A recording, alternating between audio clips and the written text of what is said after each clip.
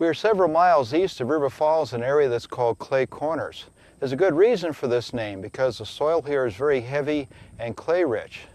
Soil development usually represents the nature of the underlying rock. And in this region, the bedrock that's being weathered is called the Decorah Formation, which contains a lot of the rock called shale, which is nothing more than compacted or consolidated clay. The Decorah doesn't outcrop very well around here, but it does show up in these low road cuts. This is a very typical exposure, and it's really not very impressive, even to a geologist like myself. But if you dig around in this, you'll find that the soil is very heavy, clay-rich, very different from most of the soil around here, and this is a product of weathering of the shale. The shale is essentially a hardened mud that existed in a shallow sea that was here about 450 million years ago. Interlayered with the shale, we find these more resistant rock units, and these are a type of limestone. You can get a better impression of the Decorah Formation if you see it in fresh excavations, such as this house foundation. The dark gray material is the shale. The small resistant ledges you see are the limestone beds. The limestone beds are loaded with fossils. They contain evidence of the biological diversity that existed in this sea, which covered a lot of the Midwest about 450 million years ago. We'll take a closer look at some of the more typical fossils in this rock back in the lab.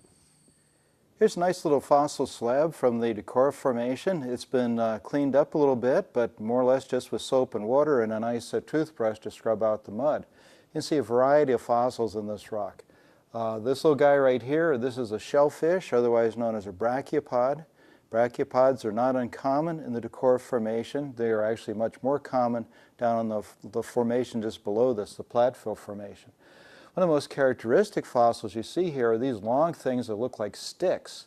They really aren't sticks at all. They're remains of a little animal colonies. They're called Bryozoa. And the Bryozoan were little tiny animals that had a lifestyle rather similar to coral. They would build these little reflex structures, and each one of these little pores here had a tiny animal growing in it. In a way, you can look at these as little prehistoric high-rise apartment buildings, each one with its own little residence. Sometimes down here, you can see these little round things, and I've got another sample here which I'll show you. Here we have a close-up of some of these little round fossils that in a way resemble little Cheerios. These are the remains of a stem of an animal called a sea lily. Sea lilies grew on the seafloor. They fed on organisms that they would trap as they swam by, but they did look an awful lot like a plant. Their stems were composed of these round objects, and when the animal died, the stems fell apart, scattering these across the seafloor. There are people who take these when they weather out and string them together to make little beads or other ornaments out of them. Another fossil you can sometimes find in the Decorah Formation are these long spiral-shaped organisms. These are gastropods, or in more common parlance, these are snails. So when you put this all together with the snails, the brachiopods, the crinoids or sea lilies, and the bryozoa, you have a fairly complete picture of the complex paleoecology that existed when the Decorah Formation was being deposited. This painting by Zdeněk Burian illustrates how the seafloor may have looked around River Falls when the limestone beds were being deposited. Notice particularly the fields of sea lilies in the background. The sea would have been much muddier during those intervals when the shale was being accumulated. Stream valleys draining the uplands in our areas can be great places to look for fossils. The more slabby limestone of the Decorah Formation often is worked loose by the process of erosion, and then rainwater and frost action will carry these slabs downhill where they accumulate in the floors of little ravines in our area. If you do go out fossil hunting, remember, don't go into anybody's property to look for fossils without the property owner's knowledge or permission. The heavy clay-rich soil developed on the Decorah Formation has an effect on the land use in an area. Houses built in the Decorah Formation can have some problems with slope stability or with drainage, and you may find a difficult time finding material that will perk appropriately for a septic system. Another use for land underlain by the Decorah Formation is a wildlife habitat, and that's what this acreage is used for in this plot that's maintained by the DNR and Pheasants Forever. The type of soil also obviously affects what type of crops are best grown in an area. Historically, this particular region was used to grudgingly grow corn and soybeans. It drained very slowly, and thus it was very hard for the farmer to get in very early in the spring to get the crops in. Now it's being developed more as a tree farm with some water-tolerant red maples being established in it.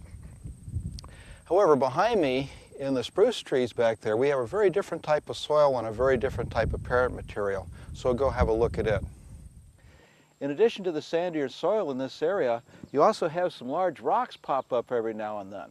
This isn't shale, it isn't limestone, it's a chunk of granite that's nearly completely buried in this roadway here.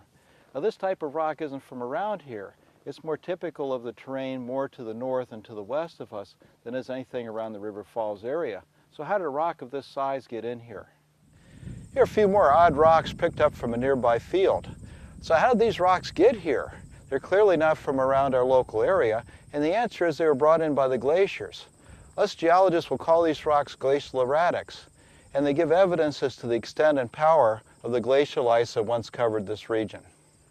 The glaciers also eroded away a lot of the Decorah Formation, and we're actually lucky to have any of it still left in this area. That's the main reason why its distribution is so patchy in our region. Glacial erratics can be major hassles in clearing and maintaining fields, as you can see here in this field near New Richmond. This is a modern glacier on Baffin Island in Canada.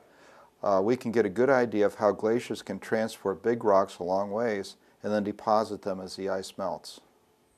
The last glaciers left our region about 15,000 years ago, but they have been coming and going off and on for the last 2 million years.